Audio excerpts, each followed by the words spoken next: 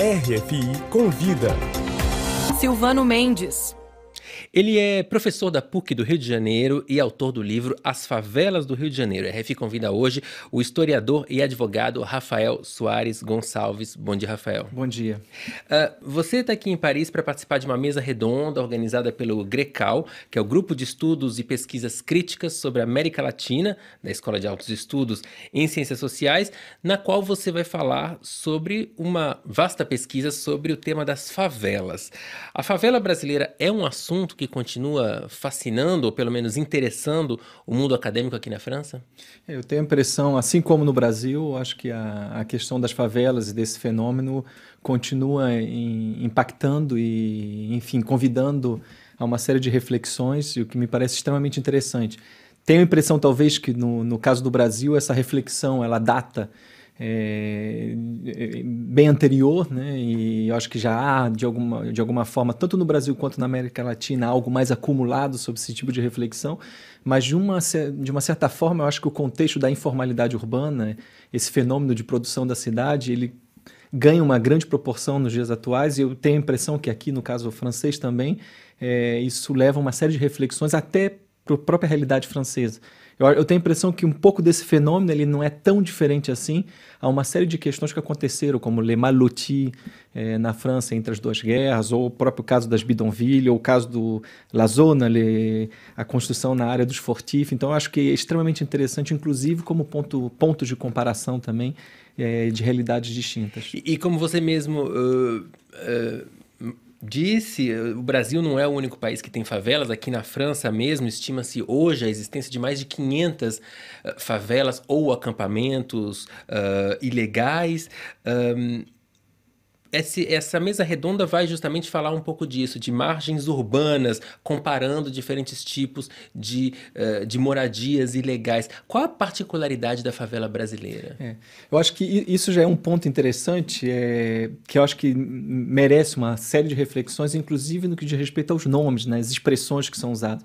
Porque, às vezes, é extremamente difícil tentar construir um conceito e classificá-las da mesma forma em todas as áreas do mundo. Eu acho que existe um fenômeno muito próprio de um tipo de construção, na maior parte das vezes por autoconstrução, que de alguma forma não está completamente, não é diretamente direcionado por parte do Estado, planejada dessa forma, e que talvez esteja um pouco à margem do próprio contexto jurídico, né? Mas o que é interessante é que existem dimensões e nomes muito próprios, né? Por exemplo, o próprio termo favela no Brasil é muito comum no Rio, um pouco talvez em São Paulo, mas em Recife se usa mucambo, em Salvador invasão, em Porto Alegre vilas. Então acho que é extremamente interessante também a arqueologia desses nomes, a gente acaba compreendendo uma série de reflexões que está por dentro. E no mesmo caso, como você colocou em relação à França, o que é extremamente interessante de refletir, de pensar como que essa realidade também ela é muito presente nos dias atuais aqui, o que isso significa também. E você começou sua formação no direito antes de bifurcar para a história. A sua pesquisa mistura esses dois lados, mesmo se o ponto de vista jurídico ele é privilegiado. O que essa abordagem, a abordagem do direito, traz de diferente no estudo das favelas? Eu acho que, enfim, um ponto importante na minha reflexão é que eu nunca quis entender a parte jurídica como se fosse um elemento central. Eu explico melhor. Acho que a ideia de passar pelo direito era de ser mais um instrumento, uma ferramenta de compreender esse fenômeno social. Então, e acho que é interessante no caso das favelas que, por exemplo, os assistentes sociais provavelmente foram os primeiros a discutir, compreender e entrar desde a década de 40. Os sociólogos, porque eu trabalho num departamento de serviço social, então tenho muito contato com eles. A partir da década de 60, acredito que os sociólogos, os arquitetos começaram a trabalhar muito. Os advogados, pelo menos a partir da década de 70, 80, a gente começa a ver uma série de profissionais que começaram a tentar entender esse fenômeno. Agora, o que é interessante é que, por parte da história, provavelmente, como disciplina, foi a última. Eu tenho a impressão que acho que o direito à memória, né, o direito a poder contar a nossa própria história é um fenômeno extremamente importante para garantir, inclusive, um direito a um futuro, né? Então, o que é extremamente interessante no que diz respeito às favelas hoje, por exemplo, existe todo um fenômeno de movimento social, de museus sociais em favelas. justamente para dizer, olha só, nós temos uma história, a gente porque na maior parte das vezes a gente vai associar esses espaços à marginalidade, a um problema que tem que ser resolvido, e é difícil de compreender que isso não nasceu de maneira espontânea, mas tem um processo, né? E no que diz respeito ao direito, eu acho que é extremamente difícil, já que esse tipo de fenômeno não nos traz dados, fontes, documentos. Então, há, por parte do pesquisador, uma grande criatividade de buscar outras formas, outras fontes. E pelo direito também, a gente começa a compreender que esses espaços, muito mais do que deformarem a cidade, eles de alguma forma conformaram as cidades, né? Então, no caso das favelas, as favelas têm um papel central, não só na cultura, no lazer, enfim, como algo típico do brasileiro, mas por que não pensar que na própria maneira de interpretar e pensar o direito, elas também tiveram um passo. Elas não são apenas contra o direito, no sentido, mas elas também construíram, de alguma forma, uma maneira de fazer o direito, né? E tem também a questão da visibilidade. Você falou dos museus, dessa valorização, a própria definição mesmo. Você falou do conceito de favela, a definição mudou com o passar dos anos. Inclusive, se fala cada vez mais de comunidade e não de favela. Essa exposição na mídia, com a presença das favelas, por exemplo, como elemento de dramaturgia em novelas, isso ajudou na mudança dessa imagem e dessa definição da favela e do favelado? Isso uma pergunta extremamente interessante, porque quando a gente projeta isso um pouco no tempo, a gente começa a enxergar algumas questões que já se reproduziam antes. Então, por exemplo, em relação às favelas, eu acho que, mais especificamente no caso do Rio, existe uma dupla dimensão muito ambígua. De um lado, elas sempre foram associadas a um problema, à marginalidade. É claro que a questão do tráfico, isso é muito mais recente, a partir da década de 80. Mas os jornais do início do século XX falavam de aldeia do mal, enfim. Então tinha uma perspectiva. Depois, a partir da década de 40, era o perigo dos comunistas. Então existe uma série de dimensão por parte da Igreja Católica de que era necessário subir as favelas antes que os comunistas descessem de lá. Então esse medo, esse risco, né, o outro, a favela. Nós e eles.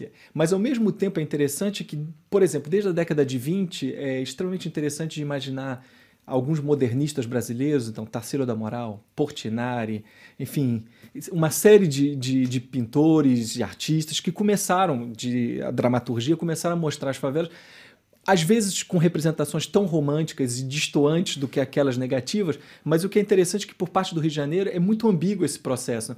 Se a gente for fazer uma vista mais recente, né? Então, no caso, por exemplo, dos Jogos Olímpicos, durante o período de preparação dos Jogos Olímpicos, se aproveitou muito essa organização para remover uma série de favelas. Então, se reproduziu a mesma história, mas ao mesmo tempo, a abertura dos Jogos Olímpicos, o que estava presente era sempre a favela. Então, é sempre um jogo muito ambíguo por parte do Rio de Janeiro de, ao mesmo tempo, esconder e mostrar algo próprio, né? Então, isso é algo muito próprio da cidade. Agora, eu tenho a impressão que algumas expressões, por exemplo, como comunidade, acho que foi muito utilizada por um caráter e um aspecto negativo da expressão favela. Mas eu tenho a impressão que nos dias atuais existe um movimento contrário por parte do movimento de favela de falar o seguinte: não, nós somos favelados. Que reivindica. Reivindica o termo favela. Então, por exemplo, existe o Observatório das Favelas, o Movimento Único das Favelas, Museu das Favelas. O termo ele começa a ser retomado de alguma forma. Então, não sei aonde isso vai nos levar, mas é interessante essa ressignificação. Tem uma reapropriação e uma ressignificação. A pacificação das favelas do Rio de Janeiro, falando de fenômenos mais recentes, ela mostrou seus resultados, mas também seus limites, como a gente tem visto nos noticiários nos últimos meses. Como você avalia esse processo, justamente nesse contexto de reapropriação da favela? Eu acho que é bem interessante, assim, normalmente, quando eu comecei a estudar as favelas, me perguntavam assim, então qual é a solução para as favelas? Eu falei, olha, eu não sabia que tinha um problema, né?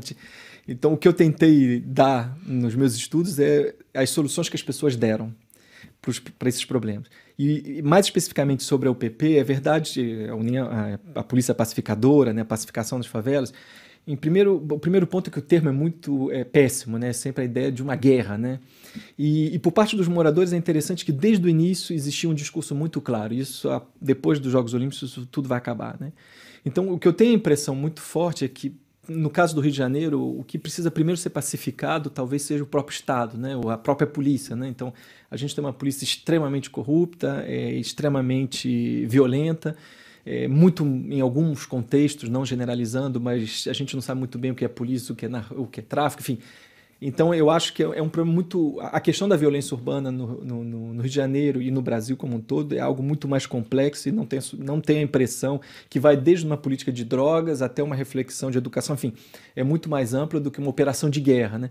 Agora, é claro que, num primeiro momento, a presença dessas unidades de polícia pacificadora ao menos trouxe uma diminuição da circulação de armas em algumas favelas, o que permitiu, por exemplo, em alguns contextos, a inserção desses espaços em algumas redes, por exemplo, de turismo, enfim, que de um lado pode ter sido interessante aos moradores, mas por outro também muitos criticavam, no sentido que estão aproveitando esses espaços, algumas operações de turismo quase pareciam um safari. E acaba alimentando essa... como um turismo do exótico, não sei. Então também teve esses aspectos. Agora, infelizmente, nos dias atuais, eu acho que muito desse projeto se perdeu dentro dessa leva da crise econômica, política, que o Brasil e mais especificamente o Rio de Janeiro vive essa ressaca pós-Jogos Olímpicos, né? Ressaca pós-Jogos Olímpicos, tá certo. O tempo é curto. RFI convidou hoje o historiador e professor da PUC, Rafael Soares Gonçalves, que participou do RFI Convida de hoje. Obrigado pela presença. Obrigado. E eu lembro que você participa aqui em Paris da mesa redonda Les Marges Urbaines, as Margens Urbanas, um evento organizado pelo GRECAL, o Grupo de Estudos e Pesquisas Críticas sobre a América Latina da Escola de Altos Estudos de Ciências Sociais.